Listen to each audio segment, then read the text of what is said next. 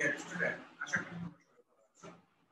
আজকে আমরা ষষ্ঠ শ্রেণী গণিত সম্পর্কের আগের লেকচার আমরা 1 এবং 2 কিভাবে আঁকবা সেটা দেখিয়েছিলাম। আজকে আমরা দেখব 3 এবং 4।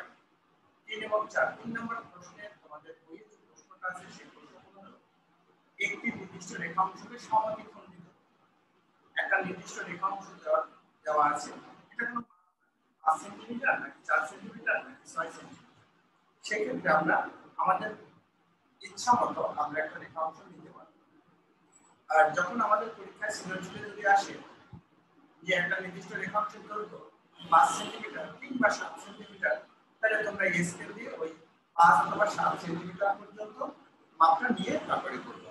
কিন্তু দেখো নির্দিষ্ট রেখাংশ যেহেতু এখানে কোনো নির্দিষ্ট করা নাই, তাহলে আমরা যে কোনো মাপের একটা টান দিয়ে একটা রেখাংশ নিতে পারবো। তাহলে দেখো আমরা কিভাবে রেখাংশ দিয়ে কাজটা করব। প্রথমে আমরা একটা নির্দিষ্ট রেখাংশের দৈর্ঘ্য নিব। এভাবে তোমরা সবাই একটা স্কেল দিয়ে সেন্টিমিটার স্কেল নিবা, নিয়ে এইরকম করে একটা টান দিব। যেমন আমরা যদি চাই যে স্যার যেহেতু মাপ নাই তারপরও আমরা 6 সেন্টিমিটার মাপ নিয়ে নিব, এইভাবে তোমরা 6 সেন্টিমিটার একটা মাপ নিবে। দিলাম 6 সেন্টিমিটার, এটা হচ্ছে 6 সেন্টিমিটার একটা মাপ। হ্যাঁ, তাহলে এই এবি হচ্ছে 6 সেন্টিমিটারের একটা বাহু নিলাম। এখন এই যে বাহু 6 সেন্টিমিটার নিলাম, এইটাকে কি করব আমরা সমদ্বিখণ্ডিত মানে সমান দুইটা অংশ বিভক্ত করব। তাহলে দেখো আমরা দুটো ভাগ করতে পারবো। এই যে এবি বাহু এখানে নিয়েছি, তাই এখানে নিয়ে আমরা কি করতে পারি, প্রথমে আমরা বইয়ের মতো করে দেখাই। তাহলে এবি 6 সেন্টিমিটার আমরা আলাদা করে এখানে নিয়ে নেই। এরকম করে আমরা 6 সেন্টিমিটারের একটা মাপ নিলাম, যাকে দিব এ আর বি। এখন এই যে আমরা কম্পাসটা নিয়েছি, কম্পাসটাকে একে কেন্দ্র করে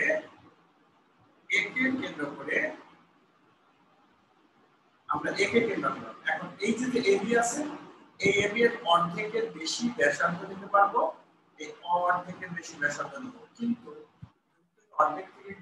অর্ধেকের কম না, তাহলে কিন্তু তুমি এটা মিলাতে পারবে না। তাহলে একে কেন্দ্র করে এবি এর অর্ধেকের বেশি ব্যাসার্ধ নিয়ে এভাবে দেখো, এভাবে একটা নাম দিবা, একটা বৃত্তচাপ আঁকবা। এবি এর দুই পাশে দুইটা বৃত্তচাপ এইভাবে আঁকবা। প্রথমে আমরা এভাবে দুই পাশে দুইটা বৃত্তচাপ আঁকবো। আবার ওই বি কে কেন্দ্র করে করলাম একই ব্যাসার্ধ, যে ব্যাসার্ধটা আগে নিয়েছিলাম এখনো তাই নিব, নিয়ে আমরা কি করব, এইভাবে একটা টান দিব আর এরকম করে একটা টান দিব। এখন দেখো এই যে এরা একটা জায়গায় ছেদ করছে, এখানে ছেদ করছে, ধরো নাম দিলাম আমরা বইয়ের মধ্যে দিয়েছি। আর এখানে ধরো ছেদ করছে সে সি বিন্দু। এখন আমরা কি করব, এই সি আর ডি বরাবর স্কেলটা ধরবো, ধরে এভাবে মিলাই নিবা যে এখানে কত ছেদ করছে, এরকম একটু মিলাই নিবা পেন্সিলের মাথা ধরে, তারপরে এরকম একটা টান দিয়ে দিবা। হ্যাঁ, এই হচ্ছে এরা পরস্পর দেখো এই যে লম্ব যে আঁকছি আমরা, এটা করলাম পরে এরা এবি কে কোন বিন্দুতে সেট করছে, ও বিন্দুতে সেট করছে, এরা এবি কে ও বিন্দুতে সেট করছে। তাহলে এই ও বিন্দুতে সেট করলো, তাহলে ও বিন্দুতে কি হচ্ছে, এবি রেখাটা সমদ্বিখণ্ডিত হয়েছে। অর্থাৎ এখন সমদ্বিখণ্ডিত হওয়ার পরে আমরা এখানেও 3 সেন্টিমিটার হয়েছে, এখানেও 3 সেন্টিমিটার হয়েছে, কারণ যেহেতু আমরা 6 সেন্টিমিটার একটা মাপ নিয়েছি, আর 6 এর অর্ধেক কত 3, যদি ভাগ করি তাহলে এদিকেও 3, এই 3 আমাদের দেখার কোনো দরকার নাই, এটা আমি বোঝানোর জন্য। তাহলে দেখো এই যে আমরা কিভাবে আঁকলাম, ঠিক যেভাবে এঁকেছি সেভাবেই আমরা বর্ণনাটা দিব। তাহলে প্রথমে নিব, মনে করি এবি একটি রেখাংশ, একে সমদ্বিখণ্ডিত করব। আবার এই যে এভাবে আঁকছো, এটা হচ্ছে সংখ্যা 3 নাম্বার। এভাবে যে আঁকলাম, এভাবে না এঁকে আমি যে এভাবে আঁকলাম, যে এভাবে প্রথমে এবি নিয়ে নিয়েছি, তাহলে এবি নেওয়ার পরে তোমরা কি করতে পারো, এইভাবে যে কোনো একটা রেখাংশ নিবা, যে কোনো একটা রেখাংশ বিডি নেবা, বিডি নিলা। হ্যাঁ, বিডি নিয়ে তুমি এবি এর সমান ব্যাসার্ধ নিয়ে এখানে আমরা বি এর অংশ কাটি, এখন এই বি কে কেন্দ্র করে অর্ধেকের বেশি ব্যাসার্ধ নিয়ে আমরা এদিকে একটা বৃত্তচাপ, এদিকে একটা বৃত্তচাপ, হ্যাঁ, আবার এখানে কেন্দ্র করে এটা একটা বৃত্তচাপ, এখানে একটা বৃত্তচাপ। এই বৃত্তচাপ দুইটা যে বিন্দুগুলোতে সেট করছে, এখানে একটা বিন্দু দাও, এখানে একটা বিন্দু দাও, এই বিন্দুতে আর এই বিন্দুতে সেট করছে। তাহলে এই দেখো এর যোগ করি, এরা অভিমুখে মানে এটা হলো সমাজীবনিত। এইভাবে তোমরা 3 নাম্বার সম্পাদ্যটা আঁকবা। আসলে আমরা এবারে ভিডিওটা করার উদ্দেশ্য হচ্ছে তোমাদের চোখের সামনে দেখতে পারো যে আমরা কিভাবে আঁকতেছি এবং বলতেছি, তখন তোমাদের জন্য আঁকাটা খুব সোজা হবে। তো হয়ে গেল আমাদের সম্পাদনটি, আশা করি বুঝতে পেরেছো। আর যদি আমাদের এই প্রক্রিয়াগুলো ভালো লাগে তাহলে অবশ্যই আমাদের চ্যানেলটি সাবস্ক্রাইব করে সাথে থাকবা। এখন আমরা সম্পাদ্য 4 সম্পাদ্য 4 কি আছে? 4 নম্বর সম্পাদ্যে আছে এই যে দেখো 4 নাম্বার, একটি সরলরেখা নির্দিষ্ট কোনো বিন্দুতে লম্ব আঁকতে হবে। একটা সরলরেখা নির্দিষ্ট কোনো বিন্দুতে লম্ব আঁকতে হবে। তাহলে আমরা কিভাবে আঁকব? একটা সরলরেখা নির্দিষ্ট কোনো বিন্দু, তাহলে একটা সরলরেখা তো প্রথমে নিতে হবে। প্রথমে আমরা একটা সরলরেখা নেব, 4 নাম্বার সম্পাদ্য, হ্যাঁ। তাহলে আমরা প্রথমেই দেখো একটা সরলরেখা, এরকম একটা সরলরেখা নেব, হ্যাঁ। সরলরেখাটার নাম দিলাম এ আর বি। এই যে এখানে যে তীর চিহ্নগুলো আছে, অবশ্যই তোমরা এই তীর চিহ্নগুলো দিবা। এখন সরলরেখার নির্দিষ্ট কোন বিন্দু, তাহলে এ বি একটা সরলরেখা, নির্দিষ্ট মানে তুমি যেখানে নিবা সেখানেই নির্দিষ্ট। যে আমি এখানে নিলাম, এই এই নির্দিষ্ট বিন্দু দিলাম, হ্যাঁ, এটাই নির্দিষ্ট বিন্দু। তাহলে নির্দিষ্ট বিন্দু দিলাম পি, নির্দিষ্ট বিন্দু হচ্ছে পি। আচ্ছা, এখন এই পি বিন্দুতে লম্ব আঁকতে হবে। তাহলে আমরা কি করব স্যার?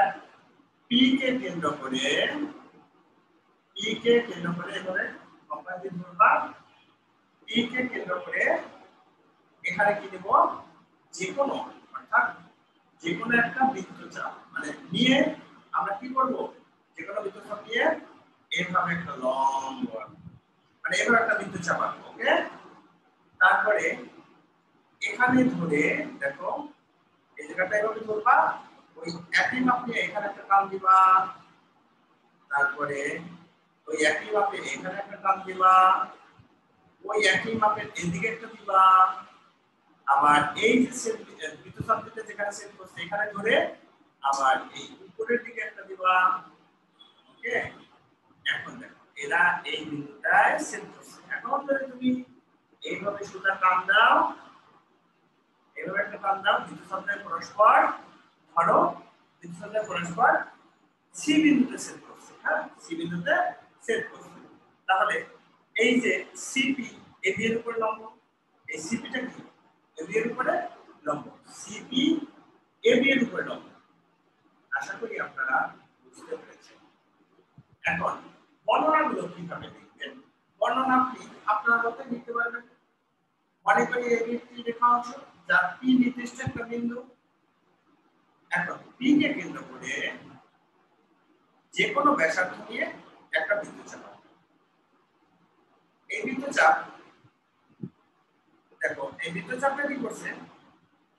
এবি কে বা পিবি কে এখানে একটা বিন্দুতে সেট করছে, সেই নামটা দিতে পারো যে এখানে ই বিন্দুতে সেট করে। আচ্ছা, এই নামগুলো দিতেও পারো, না দিলেও কোনো সমস্যা হবে না।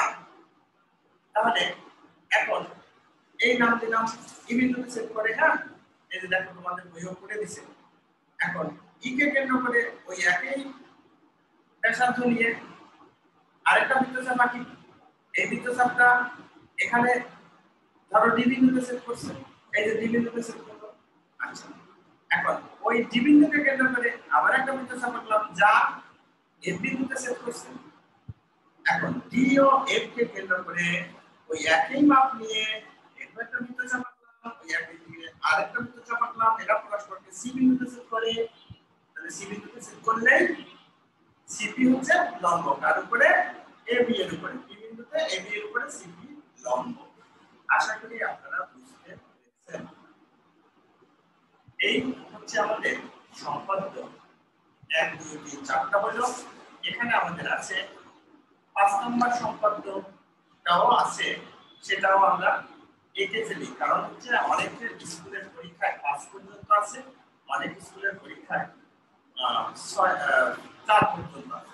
তাহলে 5 নম্বরটা আমরা এঁকে দিচ্ছি। এখন দেখো 5 নম্বরে আছে, 5 নম্বর সম্পাদ্যে আছে একটি রেখাংশের বহিস্থ কোণ বিন্দু থেকে ওই রেখাংশের উপরে লম্ব আঁকতে হবে। একটা রেখাংশের বহিস্থ কোণ বিন্দু থেকে ওই রেখাংশের উপরে আমাদের লম্ব আঁকতে হবে। তাহলে একটা রেখাংশ তো থাকবে, বহিস্থ মানে ওই রেখাংশের বাইরে একটা বিন্দু থাকবে, সেই বিন্দু থেকে আমাদের লম্ব আঁকতে হবে। এটা বুঝতে পারতেছেন? আসলে রুলার ও ত্রিকোণের সাহায্যে, আর একটা হচ্ছে রুলার কম্পাস পদ্ধতির সাহায্যে। তাহলে আমরা রুলার কম্পাস পদ্ধতির সাহায্যে আমরা তাহলে এখন দেখো 5 নম্বর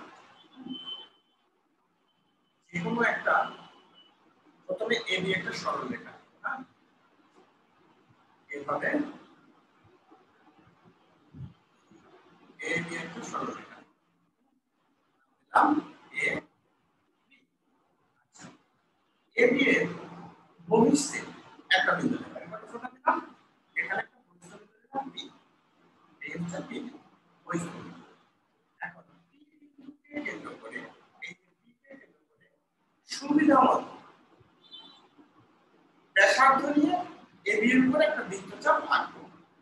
সুবিধামতো, আমার সুবিধামতো যেটাকে এই এবি কে সেট করে, হ্যাঁ, সুবিধামতো একটা ব্যাসার্ধ নিয়ে এবার একটা বৃত্তচাপ, হ্যাঁ, এবার একটা বৃত্তচাপ আঁকবো।